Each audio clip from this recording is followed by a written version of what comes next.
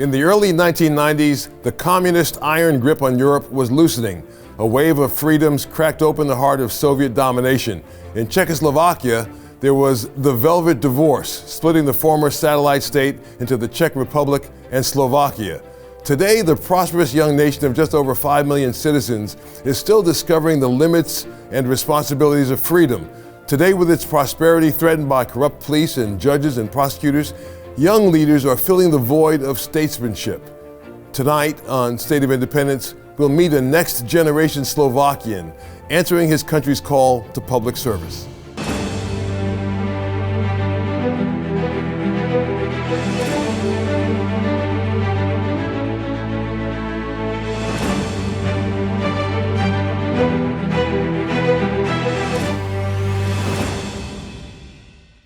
The young man you're about to meet is a rock star named Peter Sulek, and a decade ago he was the front man for a popular Slovakian band, getting ready to ink a big record deal with one of the country's leading producers.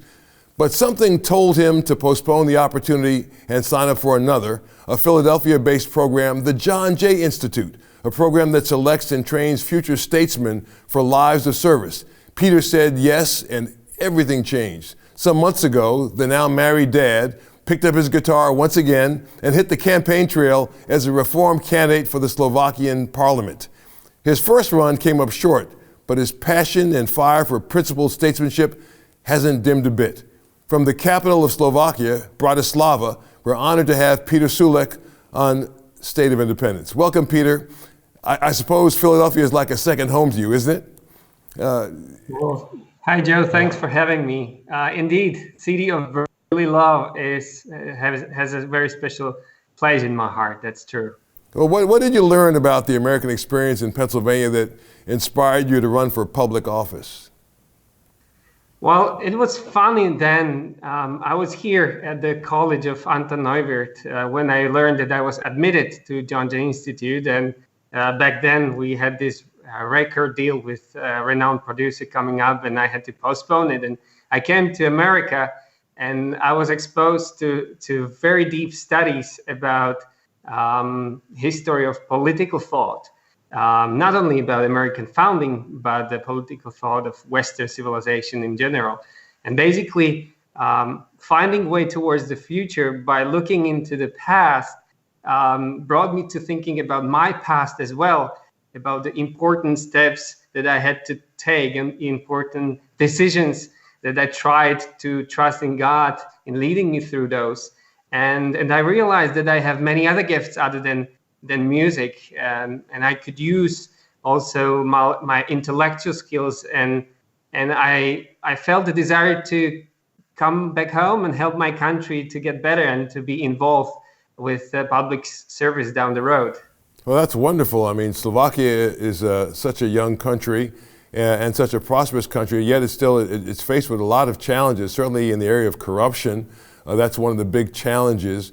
What did you find about your time in America that inspired you to go back home and to run for office instead of pursuing a record deal? Well, it was basically a realization that I could do both, basically. I could combine my gifts in music, but still not to forget about the intellectual skills.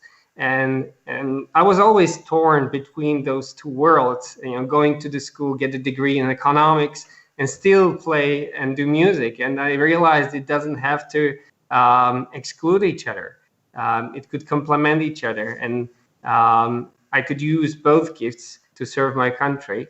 Obviously, with the music taking the back seat further down the road, I realized it was good decisions to have a degree and to be involved with intellectual things. And that suddenly took over and took me to the professional direction in the public service, in analytical units within the public service.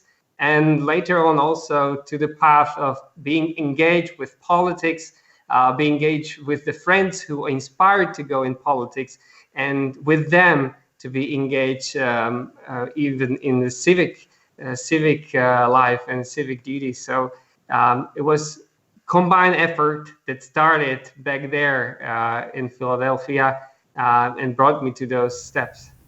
You were able, of course, I'm sure, to draw on your music background.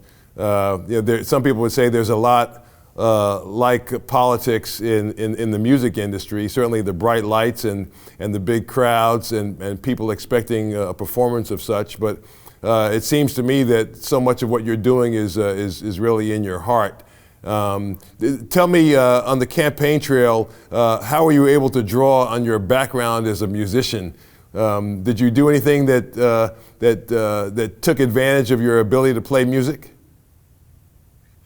Well, that was basically it. I realized that to become a politician, people need to know you. People need to trust you, need to learn more about you through the things that you do. And I've had a decade or more than a decade of experience of having a band and traveling around the country and playing at the big events, big festivals. So I realized that there was one of the things that people might remember about me and might be the most easiest to start with and to connect and to help people understand that nowadays I have something to offer also for the purpose of serving of the country, other gifts that I have been developing. So that's why I took the guitar. We went on the road and using this gift within the campaign, I tried to bring people to understand that this guy we knew from the stages is actually usable and trustable with regards to our votes. And it went quite well. I also used an important song which was very famous at the time of throwing down the communism and the Velvet Revolution, and people remembered it. And they were happy to hearing it on the squares of our cities. So it was a very special moment for them stopping by and thanking for hearing that song again. Yeah, that's great. That is great. Tell me, a lot of our viewers may not know a lot about what it's like in Slovakia. Many of our viewers are people who, of course, know the United States well because that's where they were born and raised and where they've lived most of, if not all of their lives. But tell our viewers what Slovakia has been like. I mean, you knew Slovakia before it was Slovakia, when it was Czechoslovakia. And then after the split, of course, it's now Slovakia. Can you tell us a little bit about what it was like before the change, and then what it's like now?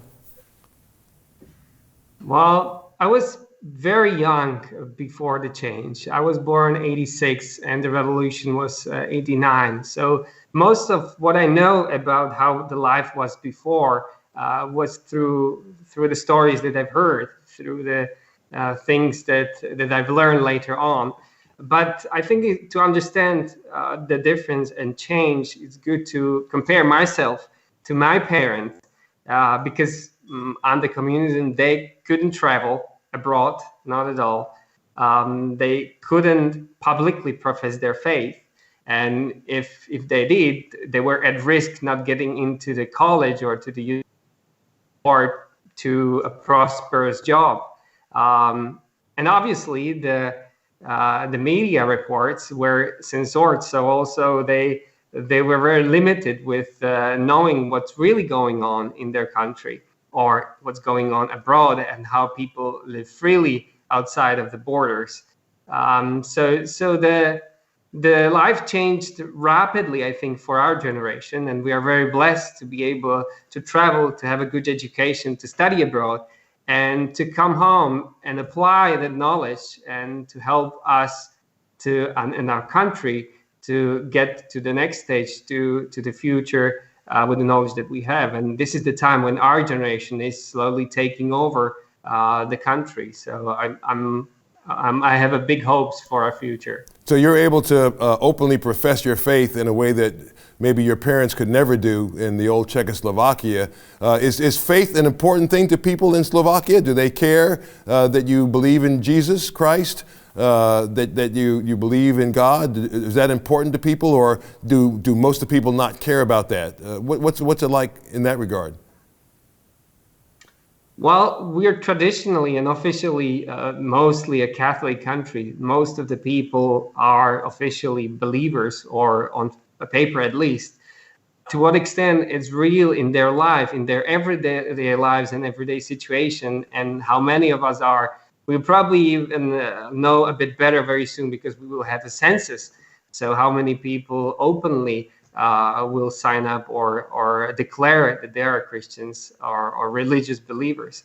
But I think there is still a pretty big amount of people that are very strong believers. They care about the values, and they care about the values of our country, where it's going, and they are very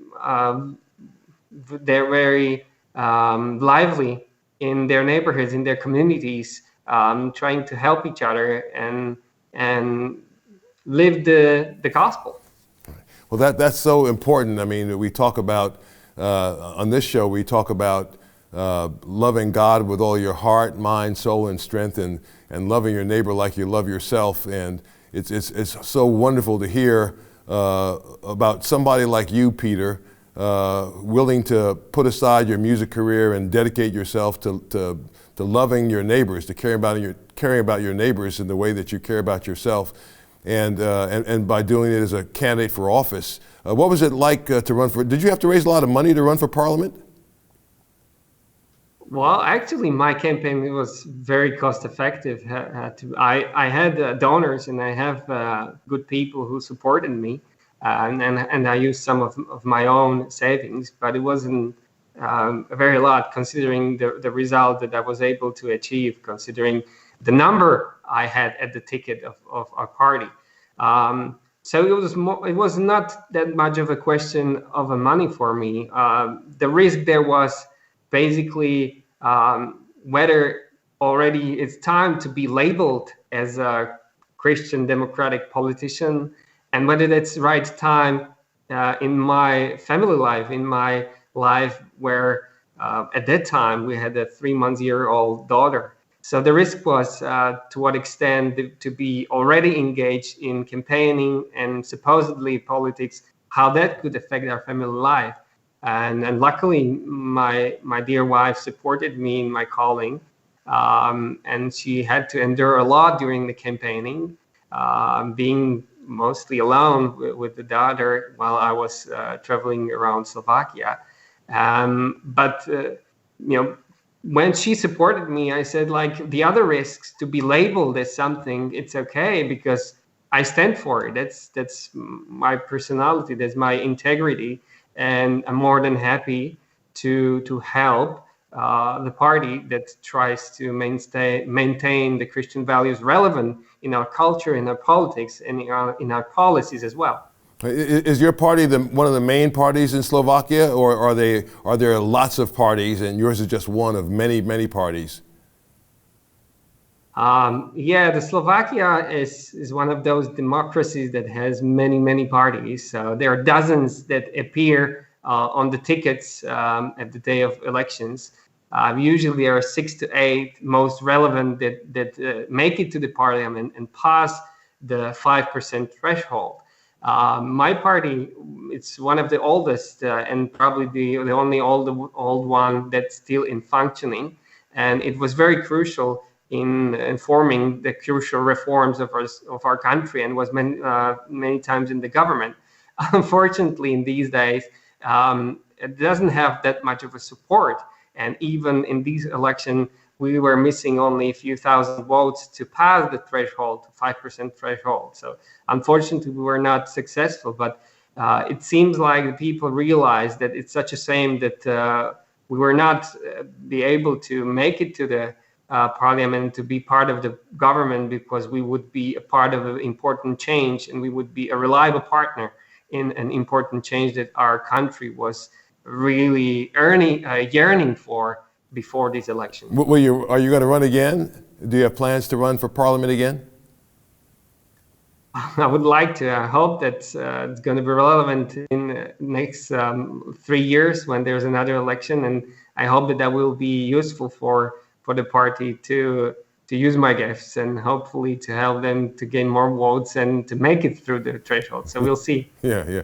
How bad is the corruption there? I mean, to what degree is it obvious that there's corruption in Slovakia? Well, I think that through the reports of the investigative media, we always somehow were suspicious, and we felt that there's a lot of corruption. But only after this change in the government, there has been investigations put forward, and there are judges, police officers, even the high police officers and prosecutors being under investigation. And also that's an important sign confirming what we thought, what we sensed, it's true and real. So that's part of the healing process we as a society, I think, need to go, because that corruption might be a burden of the communist regime. Because there was a saying that even the laymen were using back then, that he who doesn't steal steals from his family. And within the system, within the regime that doesn't have the private property, everything is everybody's and then also nobody's. So it was much easier to maybe steal, and at the same time, within the central planning economy failing, there was not simply goods that people needed, they were on demand. And in this system, obviously totalitarian system, the corruption was flourishing. And why we today need to still overcome that burden is that many of those officials, even the judges back then from communist regime who were bound to the regime, were not replaced simply because there would not be other people or enough people to replace them to run the system. So you're saying that a lot of the same people who were communists are still in place even after the change? Unfortunately, yes. That means that, for example, Estonia, I wish we would have done what they did within their justice sector. They replaced all the judges, and they had a fresh start. And then they don't face these problems that we do face. And it's not only question of the justice sector, or of the other sectors as well. For the first time since the fall of communism, today we don't have any minister that would have been in the past member of the Communist Party. I think that's pretty remarkable, and that tells about the change that we are undergoing. So I think the corruption is the wound that we need as a society to heal, and it's a burden that we need to overcome. And that's one of the challenges you mentioned at the beginning, challenges of freedom. Because it's a nice thing to be free, but it also brings responsibilities and challenges like this one. Yeah, well, you are so right about that. Freedom does bring with it challenges, and I'm so glad that you're there and that you're on the front line, Peter, and that you've made a decision and you're not allowed to let people know your faith, that you are a Christian person and you're in politics for all the right reasons. We will keep you in our prayers, Brother Peter, and pray that God will be with you and with your family, your wonderful family, your lovely wife, your daughter, and that God will continue to use you as a light, even in the midst of sometimes darkness where you are.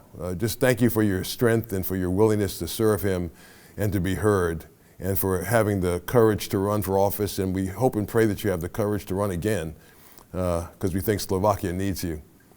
Thanks for joining me, Peter. So good to have you. Thank you for your prayers and kind words and encouragement. It's an honor and pleasure. Thank you very much. Thanks so much. We'll be right back. Learn more about Joe Watkins and the mission of this program at joewatkins.net. And tell Joe what you thought about today's program in the comment box. Well, that was Peter Sulek from Slovakia a candidate, a former candidate for the Parliament there. Now we're going to talk to our great producer, Jeff Coleman. Well, we've been doing every now and then inviting these young statesmen, Kayla Kessinger from West Virginia, Rob Mercuri from out in southwestern Pennsylvania. And then we thought, well, let's get out of our neck of the woods and go to Slovakia. And Peter is someone to me who exemplifies the greatest quality of a statesman, which is genuine humility. And humility in the sense of not saying, oh, thanks for the compliments, but really saying, I'm out of my league here. I can't do this. I have to rely on my family, my faith. I have to rely on something bigger than me because I can't imagine this. So here's someone who literally goes from the music industry and says, oh, maybe, as he said earlier in the program, maybe I have a brain that could be used in this other discipline too. What courage that takes to do that. Yeah, well, especially when you consider that the system is still there. I mean, I was just shocked when he said that even though they're a new country, a lot of the same folks who were there under communism are still there. So the communist folks are still there in leading positions. They're judges. They're leading officials in that country. So that's it. So how do you change it? I mean, he's willing to step forward and say, I'm a Christian. I believe in God. I follow Jesus, and he's open about it, and he's young. But how hard is that to break through that old system, to be heard and to encourage your neighbors and to get them to vote for you and to actually win a seat in Parliament, and then to help change some of the laws so that life can be better for the people there, so they can be more free and less corrupt? Yeah, the beautiful thing I thought that he said is I didn't leave my music, I took it with me into these town squares. So driving around in a van to these town squares all over Slovakia, and literally just engaging people with music. But what he said was beautiful, because he said it was because I wanted people to know who I was, and music is a part of who I was. Politicians so many times start with the polling data to say what does the public want? What do they want me to dress like? I remember famously, Sarah Palin, after she ran for vice president, was complaining. She said, because I wasn't even wearing my own clothes. They invited me to be on the national ticket, and they took me shopping and did my hair differently. And the public is longing to know what political leaders really think. And if you can have somebody who thinks good things, it's even better. Well, he's authentic. I mean, this is somebody who's not out there to make money or to enhance his name ID. He's looking from the standpoint of, how do I make my country better? How do I make it better for the younger people coming up, the people in my generation, the people that come after us? And that's what it's supposed to be about at its core. I mean, public service is supposed to be about, how do I take what I found and leave it better than what I found, than I found it. And that's his whole sense of it. But unlike in the United States, where we have a democratic process and a system of government that allows for people to run and to, there you've got a lot of the old corruption, and I didn't even get to ask him about freedom of the press and whether or not that's real or imagined there. Obviously, he's dealt with the press as somebody who was a leading musician in the country, but as a candidate for political office, different ballgame. Absolutely. Yeah. No, I think what he lays out is a different kind of approach to public service, and I think it's something that we can learn from here. Which, when you talk about, well, how much money did you have to raise? He said, well, I had enough money to do what I had to do. But so often, political campaigns are driven by a message that they know, well, I'm going to be for this policy because I know that the lobbyist with this associated with this policy will be able to support me, or I'm going to be support a certain issue because my constituents support. I think it would be so refreshing if you had people who would stand up like him and just say, I have a burden, I have a concern for my country. I care deeply about the future that my daughter, in his case, has, and I want to do something about it. And I don't want to take a poll before I get into this, and I don't want to talk to political consultants. I just want to figure out what is the map to get to the ballot, And then what are the mediums I have to use to communicate that message? Social media, in many ways, has cracked open the ability for ordinary people to enter the political process. Sadly, most people entering the political process are just mimicking the politicians that came before them. Right. Well, people have motives that aren't about serving the public, sadly, too often.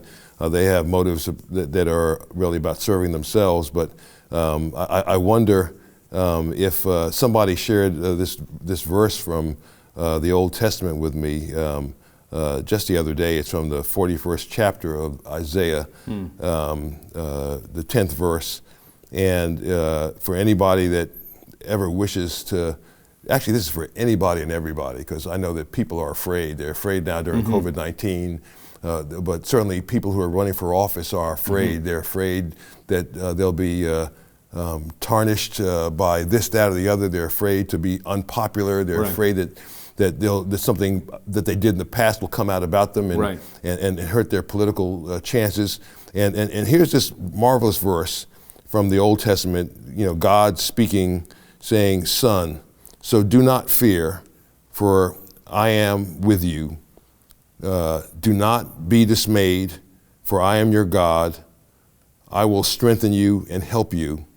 I will uphold you with my righteous right hand."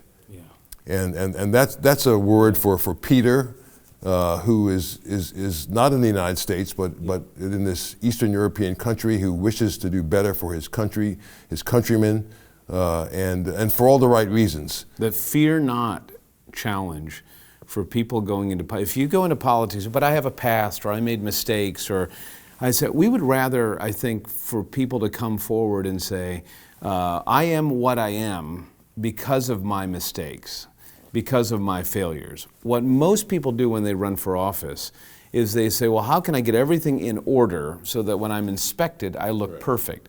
And then what happens is people aren't able to relate to them because they don't think they're real. There's some fabricated sense. So part of statesmanship, which is a big theme of this program, is being able to draw from a well of your principles that comes from a place and be real. So I was so thankful for Peter. Yeah. Well, I was thankful for Peter also, and I think God has plans for him, and I'm going to continue, as I know you will, to pray for him and for his country, as we pray for our own country here.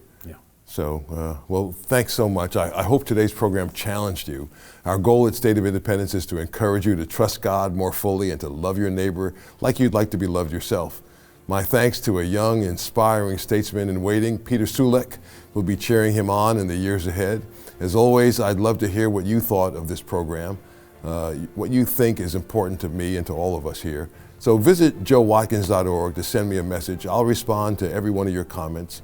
And from America's first capital, Philadelphia, I'm Joe Watkins. Thanks for watching. Maybe we get him a dual citizenship or something. He can run here and there at the same. There's a number of countries that have that, that option. Joe Watkins' State of Independence is a production of Lighthouse TV, positively different. Made possible in part because of the support of viewers like you.